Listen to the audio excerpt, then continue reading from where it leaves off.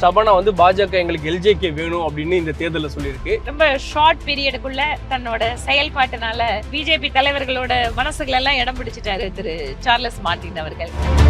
LJK leader சொல்றது வந்து 2050 புதுச்சேரி சிங்கப்பூரா மாறும். சிங்கப்பூர் வந்து மக்களுக்கு ஈஸியா கனெக்ட் ஆகும் தட் மாடல். காங்கிரஸ் திமுக கூட்டணி குறைச்சு மதிப்பிடுறீங்களோ? நான் ராஜ்யசபா எம்பி ஆகி போகணும்னு நினைக்கிறவர் வந்து உண்மையான தலைவரா? தியாகம்ன்றாரே மேடம், ஒரு தியாகத்தை அது செஞ்சு. தியாகம் இல்லைங்க, துரோகம். சொந்த கட்சிக்காரனை தெருவுல நிறுத்திட்டு தான் மட்டும் எம்பி ஆகிறது தியாகமா? ஆனா அந்த கட்சியில எதிர்ப்பு குரல் வரலையே மேடம். அந்த கட்சியில் யாராவது இருந்தா தானே எதிர்ப்பு குரல். அந்த கட்சியிலேயே யாரும் வரல. தமிழ்நாடு விசஸ் என்டிஏ, இது ஒரு குடும்பம் வெர்சஸ் தமிழ்நாடு. தமிழ்நாட்டில் அமையவிருப்பது என்டிஏ ஆட்சியா அதிமுக ஆட்சியா? வணக்கம். இன்று நம்முடைய சிறப்பு விருந்தினர், தேர்தல் பிரச்சாரத்திற்கு மத்தியில் ஒரு முக்கியமான நபரை நம்ம பிடிச்சிருக்கோம். பாஜகவுடைய மகளிரணியினுடைய தேசிய தலைவர், சட்டமன்ற உறுப்பினர் வானதி சீனிவாசன் அவர்கள். மேடம் வணக்கம். வணக்கம். தேர்தல் பிரச்சார பணிகளுக்கு இடையில உங்களை மீட் பண்ணியிருக்கோம். புதுச்சேரிக்கு வந்திருக்கீங்க. புதுவை அரசியல் எப்படி இருக்குது? ஏன்னா புதுவையில் வந்து நாங்கள் ஒரு மெகா கூட்டணி அமைச்சிருக்கோன்னு காங்கிரஸ் திமுக கூட்டணி சொல்கிறாங்க. புதுவை அரசியல் எப்படி இருக்குது மேடம்? புதுவை அரசியல் வந்து நீங்க தமிழகத்தோட ஒரு நீட்சி அப்படின்னு சொல்லலாம். ஏன்னா ஒண்ணு, ஒரு மொழி வந்து நம்மளுக்கு வேற ஒரு மொழி கிடையாது, ஒரே மொழி பேசுறவங்க. ஆனாலும் புதுச்சேரிக்கு வந்து ஒரு ஹிஸ்டரி இருக்கு. பிகாஸ் அது பிரெஞ்சு காலனில இருந்து, அதுக்கப்புறம் ஒரு நேஷனல் பாலிடிக்ஸ்ல வந்து காங்கிரஸோட இன்ஃப்ளூயன்ஸ்ல ரொம்ப வருஷம் இருந்து, அதுக்கப்புறம் திமுக அதிமுக இவங்களோட பெனட்ரேஷன் இருந்தா கூட ஸ்டில் அந்த காங்கிரஸ் அந்த நேஷனலிஸ்டிக் மைண்ட் செட் இருக்கக்கூடிய மக்கள் இன்னைக்கு பாத்தீங்கன்னா லாஸ்ட் 5 இயர்ஸ் காங்கிரஸ்ல வந்து அவங்க ஒரு டைனஸ்டி பாலிடிக்ஸ் இருக்கக்கூடிய காரணத்தால திரு என்ஆர் அவர்கள் வந்து புதுகையில வந்து தனியா அவரோட என்ஆர் காங்கிரஸ் ஆரம்பிச்சு இன்னைக்கு அவங்களுக்கு வந்து மக்களோட சப்போர்ட் இருந்து லாஸ்ட் எலெக்ஷன்ல வந்து பிஜேபியோட கூட்டணி அமைச்சு 5 இயர்ஸ் ரொம்ப சக்சஸ்ஃபுல்லான ஒரு கவர்மெண்ட்டை நடத்தி முடிச்சுட்டு திருப்பியும் ஆதரவை வேண்டி மக்கள் முன்பாக நிற்கிறாங்க. அதனால புதுவை அரசியல் அப்படிங்கிறது ஒரு சிறிய மாநிலம், ரொம்ப ஈஸியா மக்கள்கிட்ட நல்லதும் சீக்கிரமா போகும், ஒரு சின்ன தவறு செஞ்சாலும் சீக்கிரமா போகும். அந்த மாதிரி ஒரு வல்னரபிலிட்டி இருக்கக்கூடிய ஒரு இடம். இதுல ஒரு புது வரவு வந்திருக்காங்க. ரொம்ப ஸ்டபனா வந்து பாஜக எங்களுக்கு எல்ஜேகே வேணும் அப்படின்னு இந்த தேர்தலில் சொல்லியிருக்கு. எதனால மேடம்? ரொம்ப ஷார்ட் பீரியடுக்குள்ள தன்னோட செயல்பாட்டுனால இன்றைக்கு பிஜேபி தலைவர்களோட மனசுகள் எல்லாம் இடம் பிடிச்சிட்டாரு திரு சார்லஸ் மார்டின் அவர்கள். சார்லஸை பொறுத்த வரைக்கும் ஒரு பிஸ்னஸ் ஃபேமிலி இதெல்லாம் இருந்தா கூட பேசிக்கா வந்து ஒரு சர்வீஸ் மைண்டட் பர்சன் அப்படிங்கறத நான் பாக்குறேன். எனக்கு என்னன்னா கூடுதலா அவர் இங்க ஒரு கேண்டிடேட் அப்படிங்கறது ஒண்ணு, ரெண்டாவது எங்க ஊர்ல இருந்துதான் கோயம்புத்தூர்ல இருந்து வந்ததுனால எனக்கு வந்து அவங்களோட ஃபேமிலி வந்து நிறைய கோயம்புத்தூர்ல அவங்க சர்வீஸ்ல வந்து எந்த அளவுக்கு இன்வால்வ் பண்ணிக்கிறாங்க அப்படின்னு தெரியும். அவங்களோட மதர் லீமா ரோஸ் ஆகட்டும், லீமா ரோஸ் அவர்களை வந்து எனக்கு 2014 இருந்து தெரியும். ஏன்னா ஐஜேகே கட்சியில வந்து எங்களோட கூட்டணியில இருந்த போது அவங்களோட நாங்க நிறைய தடவை பாக்குறக்கோ தொடர்புக்கோ இதெல்லாம் நாங்க அதுக்கு ஒரு வாய்ப்பு கிடைச்சது. அதே மாதிரி அவங்க ஸ்கூலு காலேஜு, ஏன்னா அவரோட பகுதியில் இருக்கிற ஸ்கூல் கவர்மெண்ட் ஸ்கூலுக்கெல்லாம் வந்து நிறைய பண்ணாங்க. அவங்க அம்மா கார்பரேஷன் கோயம்புத்தூர் கார்பரேஷனுக்கெல்லாம் சிசிடிவி இந்த மாதிரி விஷயத்துக்கு பண்றவங்க. அதனால ஒரு மனசால ஏதாவது ஒண்ணு செய்யணும் அப்படின்னு நினைக்கக்கூடிய நபர்கள் தான். ஆனா அவர் அரசியலுக்கு வந்தது எனக்கே ரொம்ப ஆச்சரியமா இருக்கு. இவரு அரசியல போய் ஒரு கட்சியெல்லாம் ஆரம்பிச்சு பண்ணிருக்காங்க, எனக்கே கொஞ்சம் ஆச்சரியமா இருந்தது. பட் எனிவே புதுச்சேரியை வந்து மையமா வச்சு அவர் இயங்கிட்டு இருக்காரு. விஷயங்கள் எல்லாம் சொன்னாரு இப்ப நான் வந்திருந்தப்போ, என்ன மாதிரி ஒரு விஷன் எல்லாம் வச்சிருக்கேன் அப்படின்னு சொல்லிட்டு. இந்த மாதிரி ஒரு விஷனோட வரக்கூடிய அரசியல் அப்படிங்கிறது இல்ல. அதுல பிரதமர் சொல்றது 2047 வளர்ந்த பாரதம் அப்படின்னு.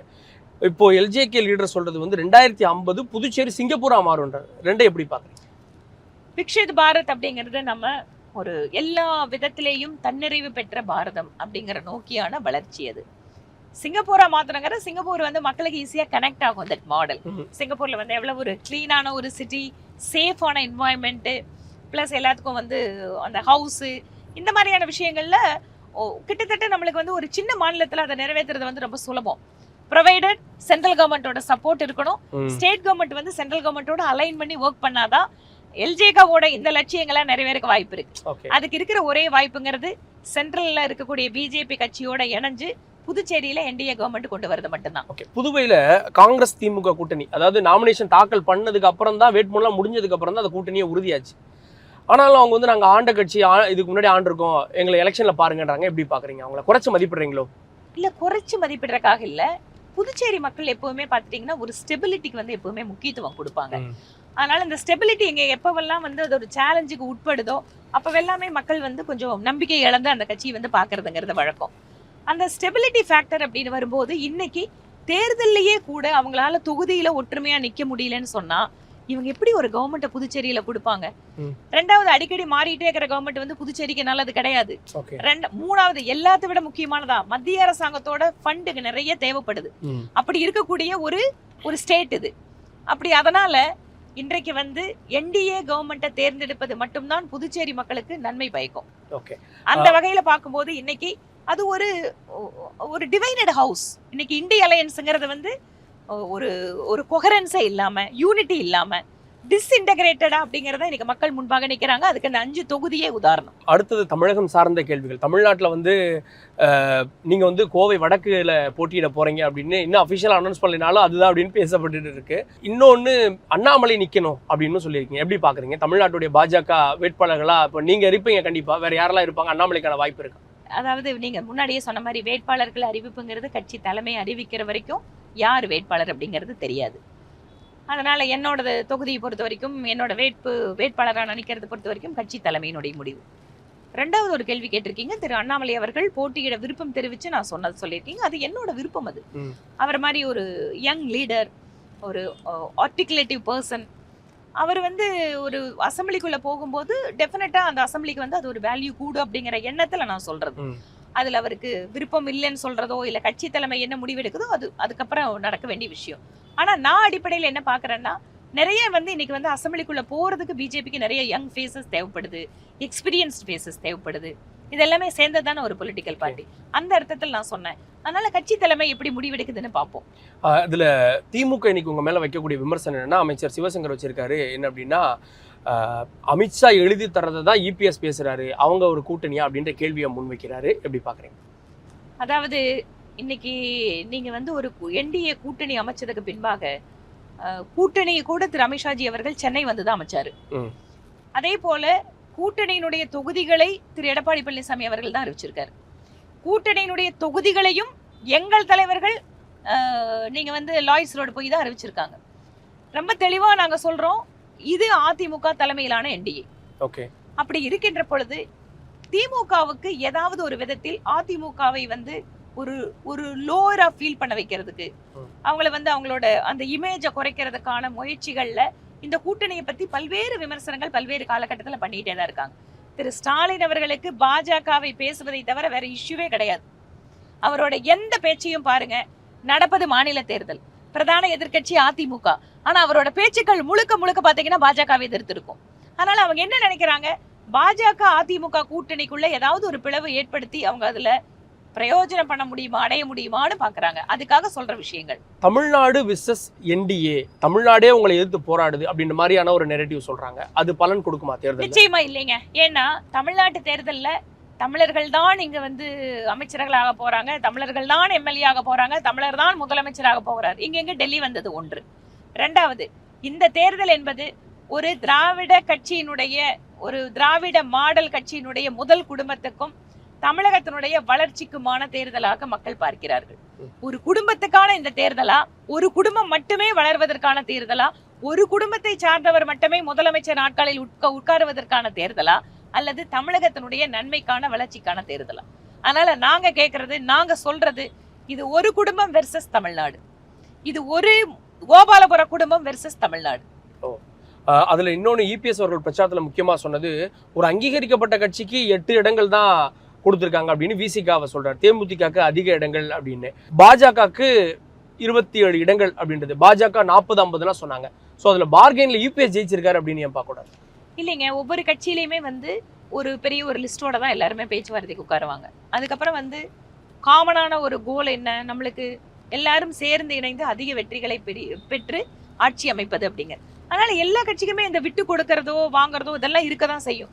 இப்ப நீங்க அப்படி பாத்துட்டீங்கன்னா 2021 நாங்க 20 சீட் வாங்கினோம். அப்ப நாங்க இன்னைக்கு வந்து 27. இப்ப தாமரையோட இன்னைக்கோட சேர்த்தும் போது அது 32. அப்போ அதிகமா இன்னைக்கு தாமரை நிக்கிறது எங்களுக்கு தானே. 21 விட 26ல நாங்க உயர்ந்து இருக்கிறோமே. இன்னும் 12 சீட் அதிகமா. வாசன் ஏன் தாமரையை சூஸ் பண்ணாரு அப்படின்றது கேள்வி எழுப்புறாங்க. அவரோட முடிவு, அந்த கட்சியோட முடிவு, அது அவர்கிட்ட கேட்கணும். அவங்க வந்து ஒரு லேபிள் பார்ட்னரா இருக்காங்க. ரெண்டாவது 2022 24 பார்லிமெண்ட் தேர்தலில் திரு வாசன் ஐயா அவர்கள் எங்களோட இருந்தாரு. ஒரு கம்பேட்டபிலிட்டி அப்படிங்கிறது ஒண்ணு இருக்கு. நிதிஷ்குமாருக்கு ஏற்பட்ட நிலைமை இபிஎஸ்க்கு ஏற்படும் அப்படின்னு திமுக எல்லாமே சொல்லிட்டு இருக்காங்க. அது எப்படி பாக்குறீங்க? இதற்கு முன்பாக திராவிட முன்னேற்ற கழகம் பாஜக கூட்டணியில இருந்தது. அப்ப அவங்களுக்கு வந்து என்ன நிலைமை ஆச்சு? அதனால இது வந்து அவங்களுக்கு வந்து ஏதாவது ஒரு விதத்துல அதிமுகவை பயமுறுத்த வேண்டும். அதிமுகவினுடைய வாக்குகளை வந்து எந்த ஒரு மற்ற கட்சிகளுக்கு செல்லாமல் பார்க்க வேண்டும் அப்படிங்கிறதுக்கான ஒரு முயற்சி இது.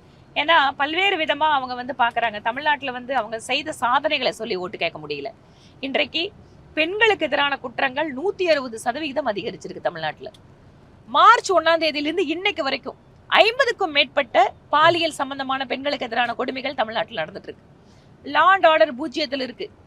யாரு எந்த நேரத்துல கத்தி எடுத்து எவனை வெட்டுறான்னு தெரிய மாட்டேங்குது. காவல்துறை அப்படிங்கிறது முழுமையா செயலிழந்து கிடக்குது. ட்ரக்கு எங்கே அங்க இல்லங்கிற அளவுக்கு அந்த அளவுக்கு ட்ரக்கோட பவர் வந்து இன்னைக்கு பாத்தீங்கன்னா எல்லா இடத்துலயும் இருக்கு. இன்னைக்கு சின்ன சின்ன பசங்க கூட ட்ரக்கை யூஸ் பண்ணிட்டு சொந்த பெற்றோர்களை தாக்கக்கூடிய நிலைமையில இருக்காங்க. கரப்ஷன் சார்ஜஸ் இருக்கக்கூடிய மினிஸ்டர்ஸ், அரசாங்கத்துல எந்த ஒர்க்குமே ஒழுங்கா நடக்கல, எல்லாத்துக்கும் ஒரு மேல் பூச்சு, எல்லாத்துலயும் ஒரு டிராமா. இதுதான் இன்னைக்கு திராவிட மாடலா இருக்கு. மக்கள், தமிழகத்து மக்கள் வெறுத்து போயிருக்காங்க. திமுகவின் மீது கடுமையான கோபத்தில் இருக்கிறார்கள். எவ்வளவு இடம் ஜெயிப்போம் அப்படின்னு நினைக்கிறீங்க மேடம்? உங்க கூட்டணி எங்களோட எண்ணிக்கை, எங்களோட லட்சியம் அப்படிங்கறது 200க்கு மேல ஜெயிக்கணும்னு பாக்குறோம். திமுக அது சொல்லுது, நாங்களும் 200க்கு மேலதான் அப்படின்னு பாத்திரலாம். உங்களுடைய போட்டியாளரா இன்னும் கடுமையான போட்டியா பார்க்கப்பட்டவர் கமல். அவர் எம்பி ஆயிட்டாரு, ஆனா அவர் கட்சி தேர்தலில் போட்டி இல்லை அப்படின்றது எப்படி பாக்குறீங்க? நீங்க யோசிச்சு பாருங்க. 2019 நான் வந்து தமிழ்நாட்டுல ஆட்சியை பிடிக்க போறேன், நான் மாற்றத்தை கொடுக்க போறேன்னு சொல்லி கட்சியை ஆரம்பிச்சு ஆயிரக்கணக்கான பேரை வந்து கட்சியில செலவு பண்ண வச்சு, நேரத்தை செலவு பண்ண வச்சு, லட்சக்கணக்கான வாக்காளர்களை ஏமாத்திட்டு தான் ராஜ்யசபா எம்பி ஆகி போகணும்னு நினைக்கிறவர் வந்து உண்மையான தலைவரா? அது ஒரு தியாகம்ன்றாரே மேடம். ஒரு தியாகத்தை செஞ்சிருக்கோம். தியாகம் இல்லைங்க, துரோகம். சொந்த கட்சிக்காரனை தெருவுல நிறுத்திட்டு தான் மட்டும் எம்பி ஆகிறது தியாகமா? ஆனா அந்த கட்சியில எதிர்ப்பு குரல் வரலையே மேடம். அந்த கட்சியில் யாராவது இருந்தா தானே எதிர்ப்பு குரல். அந்த கட்சியிலேயே யாரும் இல்ல. அந்த கட்சியில யாருங்க இருக்காங்க? அது இருந்தவங்க எல்லாம் ஓடி போயிட்டாங்க. இப்ப ஏதோ பவர் 3 பேர் இருக்காங்க. ஆனா அவங்களுக்கு கூட ஒரு சீட்டு வாங்கி தரணும்னு அவர் நினைக்கல. அந்த சிலிண்டர் விவகாரத்தை இன்னும் கொஞ்சம் நம்ம கவனமா கையாண்டிருக்கலாமோ? ஒரு பரபரப்பும் ஒரு பதற்றமும் ஏற்பட்டதெல்லாம் இருக்குல்ல? இல்லைங்க, ஒரு குளோபல் இஷ்யூ அப்படின்னு வரும்போது அது எதுவுமே நம்ம ப்ரிப்பேர்னஸ் அப்படிங்கிறது வந்து ஒரு சடனா வந்து எரப்ட் ஆகிற விஷயத்துல பண்ண முடியாது. ஏன்னா இது வந்து it is not within the control of Indian government or Indian politics. It is something that is happening outside India. அப்படிங்கும்போது நம்மளுக்கு எப்பவுமே ப்ரிப்பேர்னஸ் அப்படிங்கிறது ஓரளவுக்கு இருக்கும். பட் ஒரு போர்ல பல்வேறு நாடுகள் ஈடுபட்டிருக்காங்க, அதுவும் அந்த பொருள் வெளிநாட்டில இருந்து வரணும் அப்படிங்கும்போது அது ஒரு சேலஞ்ச். அந்த சேலஞ்சை எப்படி இந்த கவர்மெண்ட் மேனேஜ் பண்ணது அப்படிங்கறத இந்த நேரத்தில் நாம பார்க்கணும். எங்கேயும் வந்து பெரிய அளவு சிலிண்டர் தட்டுப்பாடு கிடையாது, ஆனா கட்டுப்பாடு இருக்கு. நீங்க 45 நாளைக்கு ஒரு தடவை வந்தா புக் பண்ணணும். பட் கமர்ஷியல்ல வந்து தட்டுப்பாடும் இருக்கு அப்படின்றாங்க. இல்ல, அதுதான் சொல்றேன். கமர்ஷியல்ல ஆரம்ப கட்டத்துல கொஞ்சம் சில இடங்கள்ல பிரச்சனைகள் இருந்தது உண்மை. ஆனா நீங்க வந்து ஒரு ஈரான் நாடு இந்திய கப்பல்களுக்கு மட்டும் அனுமதி கொடுத்து நம்ம நாட்டுக்குள்ள இன்னைக்கு தட்டுப்பாடு இல்லாம கொண்டு வந்துட்டோம். ரஷ்யாவினுடைய எண்ணெய் கப்பல்கள் சீனா போறதை தடுத்து நிறுத்தி இன்னைக்கு வந்து இந்தியாவுக்கு வந்துட்டு இருக்கு. இவ்வளவு தூர நிலைமையை நாம வந்து ரொம்ப சீரியஸா கவனிச்சுட்டு இருக்கோம், மேனேஜ் பண்ணிட்டு இருக்கோம். நம்மள மாதிரி இருக்கிற மற்ற நாடுகள்ல இருக்கக்கூடிய பிரச்சனைகளை பாருங்க. பல மடங்கு விலை உயர்வு, தட்டுப்பாடு, மக்கள் வந்து திண்டாடிட்டு இருக்காங்க. ஆனா இந்தியாவில பெருமளவு எந்த பிரச்சனைகளும் இல்லாம நம்ம மேனேஜ் பண்ணிட்டு இருக்கோம். இது இந்த அரசாங்கத்துடைய மிகப்பெரிய சக்சஸ். இது வந்து நம்மளோட ராஜதந்திர நடவடிக்கைகள், நாம மற்ற நாடுகளோட வச்சிருக்கக்கூடிய நல்லுறவின் காரணமா இது நடந்திருக்கு. ராகுல் காந்தி இப்ப சொல்றது எலெக்ஷன் மட்டும் முடியட்டும், பெட்ரோல் டீசல் விலையை ஏத்த மத்திய அரசு காத்துட்டு இருக்கு அப்படின்றாரு. அது உண்மையா இல்ல தேவையற்ற வதந்தியா? டீசல் விலையை பொறுத்த வரைக்கும் வாய்ப்பு இருக்கிறப்ப பிரைம் மினிஸ்டர் குறைச்சிருக்காரு, 10 ரூபா குறைச்சா. அதே போல எப்பவெல்லாம் நம்ம வந்து எண்ணெய் நிறுவனங்கள் அதை வந்து ஏத்தணும் அப்படிங்கிறது இருக்கும், அங்க வந்து சில நேரங்கள்ல ஏறப்பட்டிருக்கு. அதனால திரு ராகுல் காந்தி அவர்களுக்கு எப்பவுமே மக்களை அச்சுறுத்துவதற்கு விதவிதமா ஒவ்வொரு எலெக்ஷன்லயும் போய் சொல்லுவார். அதுக்கு முன்பாக என்ன வாக்கு திருட்டுன்னு ஒரு பொய்ய ஆரம்பிச்சாரு. தேர்தல் கமிஷனை வந்து திருட்டு பட்டம் சுமத்தினாரு. ஆனா எதுவுமே கோர்ட்ல கூட ப்ரூவ் ஆகல, மக்களும் ரிஜெக்ட் பண்ணாங்க.